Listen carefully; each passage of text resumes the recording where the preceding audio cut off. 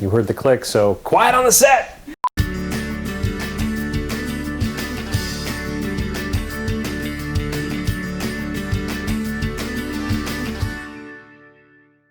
One of the more complex aspects of learning how to hunt is figuring out where to go. In Colorado, hunting licenses are sold with a very specific location in which you're allowed to hunt. These areas are known as GMUs, which stands for Game Management Units. If you have a license valid in GMU 500, that means you can only hunt in that area. You'll need to know exactly where those boundaries are of that GMU. Let's take a further dive in.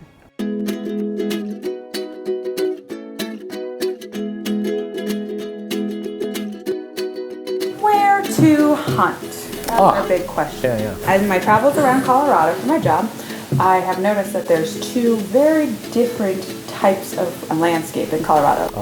Mountains, and then there's kind of the prairie, eastern plains kind of stuff. And to me, it would seem like those would be two totally different kinds of hunts. I'm a mountain girl, so my first choice would be kind of going to mountains. I don't really know a lot of places.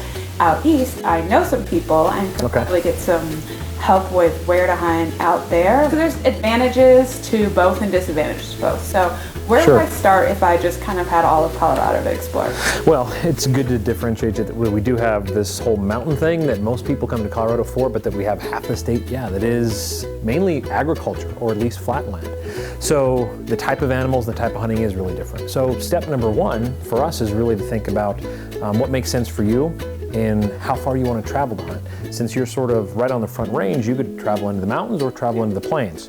Given that we have missed the application deadline and we're looking at the leftover list, I think we should keep both of those options in our mind. Ideally, we might be able to get a license that is leftover for one of the units in the mountains, but if we can't, we have probably a better chance of getting like a white-tailed doe leftover tag for the plains. Mountains is gonna be my first choice up there. How do I go about narrowing it down exactly and then figuring out what license that I need? Just like with anybody who's hunting here, I think you always need to start with how long are you willing to drive, how far are you willing to travel, are you looking at a hunt that you might want to camp, bring a camper to, somewhere we might want to backpack in. I know in our case, those are probably not the first things we're going to start with this year. So that would be really step number one. We'd look at, hour to hour and a half distance from us that might have some public land on it. So we'd go to a sporting goods shop or US Forest Service office or even Colorado Parks and Wildlife office and get some maps. From there, sort of identify where are areas where there's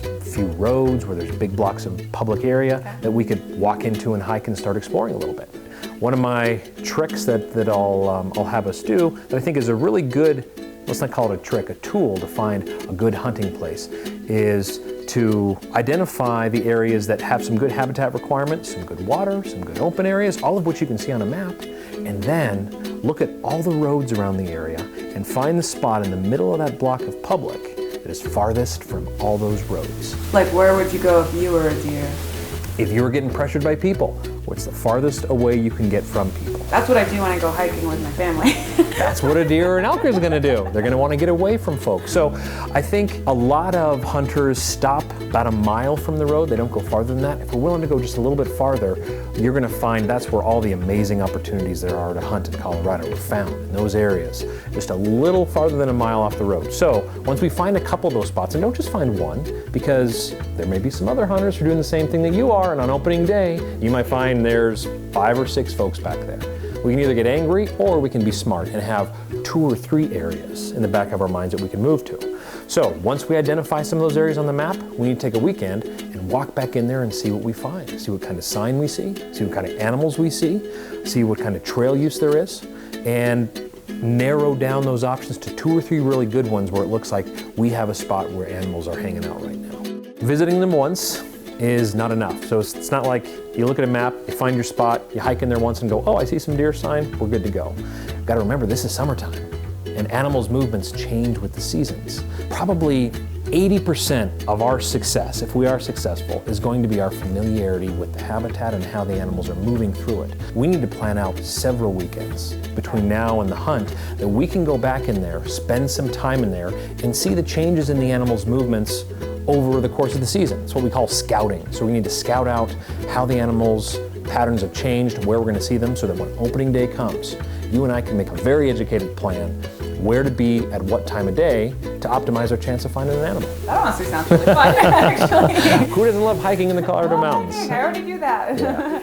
So might as well go hiking in the places where... Great excuse to get outside. Exactly. And that's, a lot of folks miss that part about hunting. It's not just that day, it's not that season. It's all the times we spend in the woods leading up to it that really makes that moment when we have that animal in front of us so special. It's cool because like you can learn how to track and like learn what signs to look for of like the...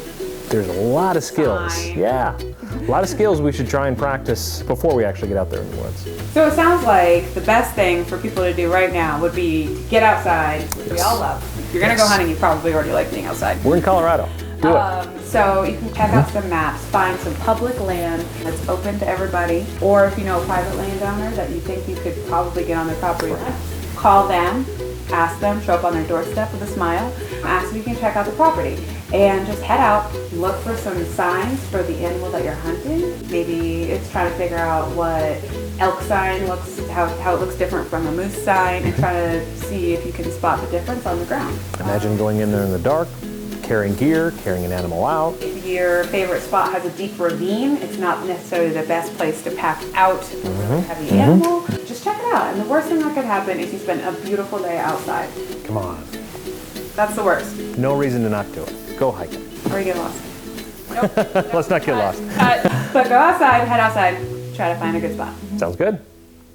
Again, it's super important to be able to know exactly where you're allowed to hunt. If you want to hunt on private land, you should be asking for permission about 6 to 12 months in advance. Be ready to accept no graciously and move on to the next landowner. Even if you're not planning your hunt soon, I want you to open your big game brochure to the GMU map. It's on the last page. Find somewhere you think you'd like to hunt. What would you have to do to get there? What kind of terrain is it? What extra gear and equipment would you need for that specific type of environment? Let me know in the comments below. Hey everyone, thanks for following along on my big game hunting journey. Hunting license dollars are a super important source of funding for the wildlife conservation work that Colorado Parks and Wildlife does for all species in Colorado, not just the game species you can hunt. So we want to make it as easy as possible for you to buy a hunting license. If you've ever thought about going hunting or just considered the possibility, be sure to hit up our website or give us a call for more information. We'll link all the information in the YouTube description. If you like this video series and you want to see more videos that we make at Colorado Parks and Wildlife, be sure to subscribe on the YouTube link below. Thanks for watching.